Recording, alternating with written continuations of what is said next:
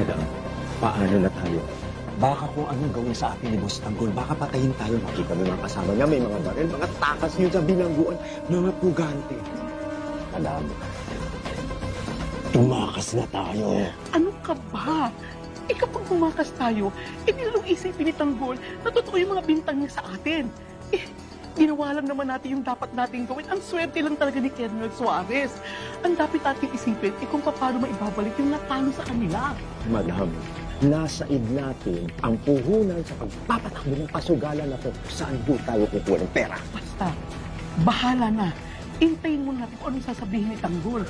Ang importante, makita niya na nandito tayo para malaman niya na nagsasabi lang naman tayo ng totoo. Ako, Diyos ko.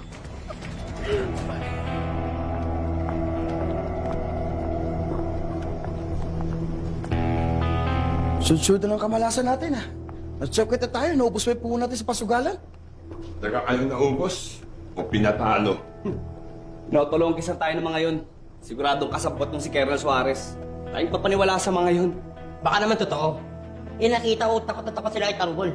Alam naman nila kung anong gagawin ni Tanggol kung sakaling lukuin nila tayo. Mahirap talaga magtiwala sa mundong to. Lalo-lalo na, bagong-bago tayo sa kalakaran to. Maraming mapagpanggap. Kunyari, biktima, pero sila pala nang bibiktima. Pakiramdaman na lang natin. Masama pa rin ba ang loob mo sa amin, Tanggol? Tanggol, pagpasensyaan mo na. Gipitan eh. At saka dala ng sitwasyon. Isa pa, buhay natin ang kataya doon. At sa dami nating negosyo, pag lahat tayo nahuli, lahat tayo madadamay dyan. Sino ba naman hindi sasama ang loob? Ang buong akala ko, isang grupo tayo. Nagkasubukan lang, iwan niyo pala kami. Hindi naman sa ganun, Madonna. Sinong kikilos pag nahuli tayong lahat? Paano kung makulong uli kayo?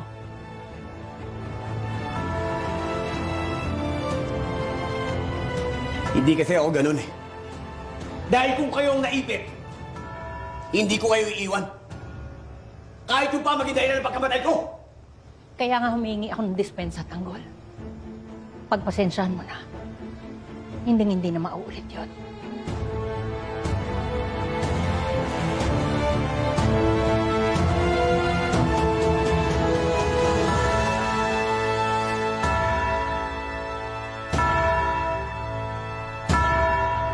Tutulungan muna kita.